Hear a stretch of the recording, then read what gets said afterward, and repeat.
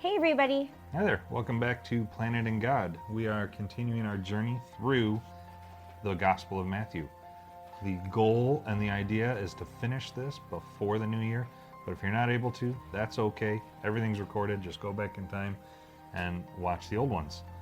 So today we are on Matthew chapter 23. chapter 23. This is a fun one, Yes. so let's get into it. All right, so it starts with Jesus talking to the multitudes and his disciples Yes. about the Pharisees. Yes, he's And giving the scribes. an overview of them, characteristics of them, which is interesting. He starts off by mentioning in verse 2 that the scribes and the Pharisees sit in Moses' seat. Now, Matthew, again, to a Jewish audience, will not say things or explain Jewish concepts. Moses' seat was like a stone chair. It was a stone chair that sat outside of the city gates, and it's where the Pharisees and the scribes would sit to cast civil judgments. So it's be like going to a judge for a civil dispute. That's Moses' seat. And so what Jesus is telling them here is to do what they say, but not what they do. So don't follow their actions because they are hypocrites. Right. That's going to be a key word throughout this chapter. We go down to verse 4? 4. Right, where he's talking about how they lay up heavy burdens that are hard to bear, right? The heavy burdens is reference to the oral law, the oral traditions, what would become the Mishnah, the Talmud, the Gemara. These are the traditions that they are forcing the people to follow Right. instead of the actual 613 laws of Moses. So what I noticed with that was it took me back to Matthew 11:29 through 30. Okay? Which reads, "Take my yoke upon you and learn from me, for I am gentle and lowly in heart, and you will find rest for your souls. For my yoke is easy and my burden is light." So I thought it was an interesting comparison or contrast, between the two, right? Jesus is talking about his burden being light. And when you read verse 4, "For they bind heavy burdens hard to bear and lay them on men's shoulders, but they themselves will not move them with one of their fingers." So just showing that following Jesus is something that is easier, whereas following the law with the Pharisees, No, not. right. Man's tradition is difficult to follow. It's a heavy burden to carry. For me, it took me back to the Sermon on the Mount in chapters 5 and 6, where Jesus is doing that compare and contrast and going over, the differences between the Mosaic law and the Pharisaic law, and then even calling out the hypocrisy of the Pharisees, then how they would do things, laying down the heavy burdens of the law. They would do outward expressions like the phylacteries is what he brings up here.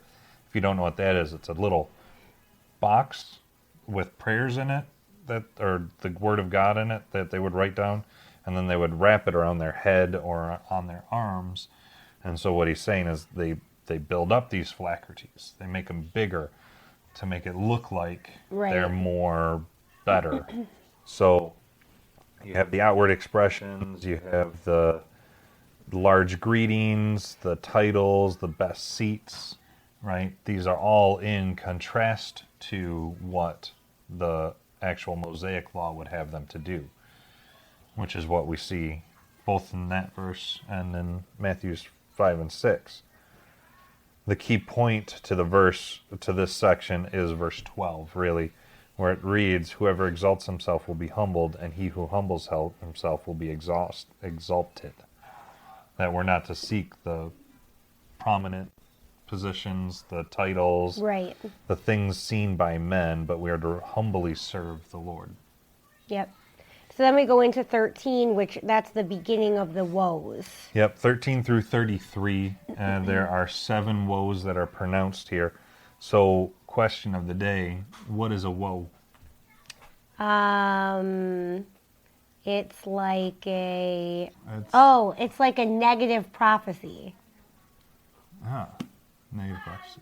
Yeah, that's what I'm sticking with. That's what you're sticking with. That's an interesting one. Kind of. It's the different dictionary definition is that it's an exclamation of judgment that denotes pain, discomfort, or unhappiness. So it's not good.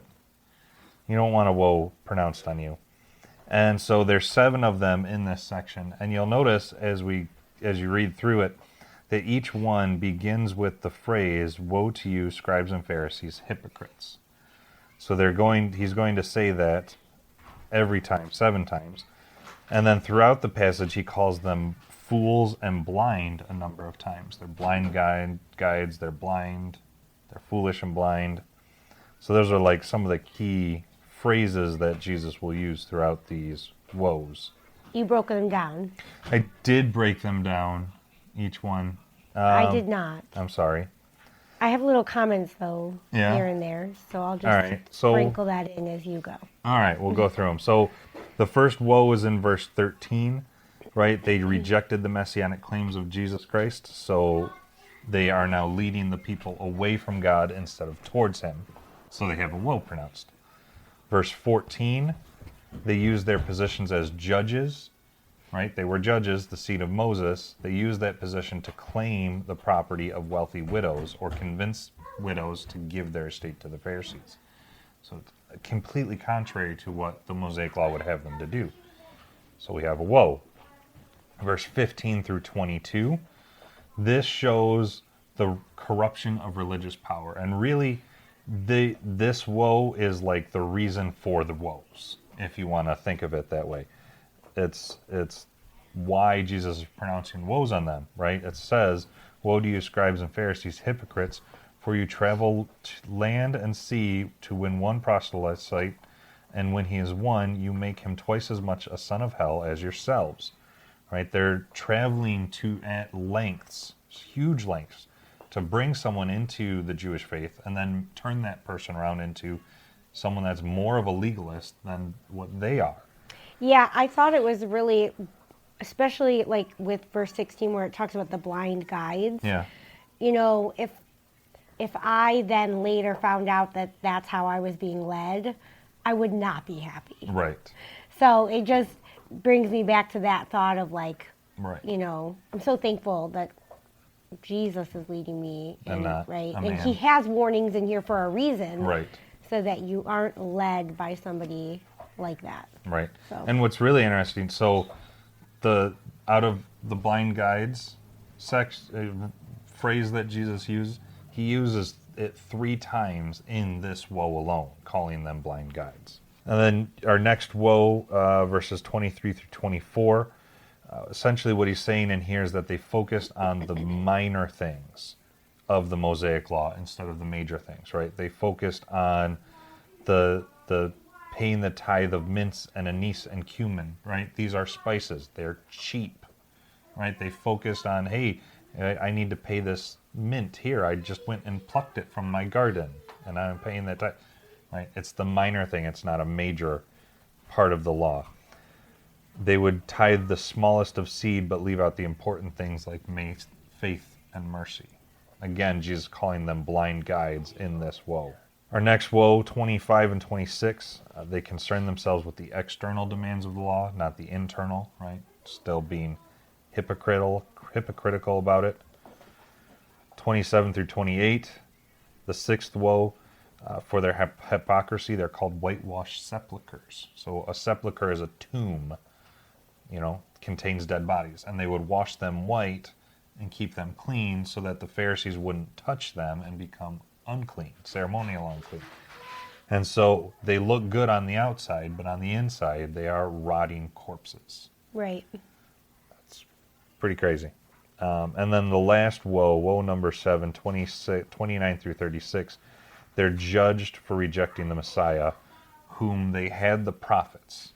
They had all of the prophecies. I think there's some 300 plus prophecies of Jesus Christ and the coming of the Messiah, and they've ignored them all. Messiah is here, and they've rejected him. So they have woe pronounced on them. That's the whole point from Abel to Zechariah. That's referencing the entirety of the Old Testament. Right. They've had it, and they've ignored it and rejected it. And so now they will be judged. And that closes out the woes. It does. Whoa. And we get to wrapping up the chapter, verses 37 through 39. This here, now it's only fitting that now that Jesus has pronounced woes on the Jewish leadership, that now the chapter is going to wrap up essentially with the tears of the Messiah. He is going to lament over the destruction, the coming destruction, because of their rejection. That's going to happen in AD 70. Rome is going to come in and execute God's judgment on that generation. That's the whole point of the reference there, your house is left to you desolate. The last section goes into, like, during the tribulation. Yes, and then it wraps up with a prophecy of the second coming of the Messiah. Yeah. So you have the judgment that's cast on that generation, and then a future generation is going to cry out to Messiah, "Blessed is he who comes in the name of the Lord," referencing Psalm 118, verse 26. That is the official messianic greeting. So just as the Jewish leaders had led in the rejection of the Messiah, a future generation of Jewish leaders will lead in the cry to have Messiah come. Yeah, really cool. It is really cool. So, got anything else? No, I think that wraps up chapter 23. Yes. It's a pretty crazy chapter. Lots of judgment. Yep. Lots of crying. I would be crying if I had 7 woes pronounced on me. Follows. There's a lot of woes. All right. Well, we will see you in the next chapter. Yep, Matthew 24. All right. Bye. Bye.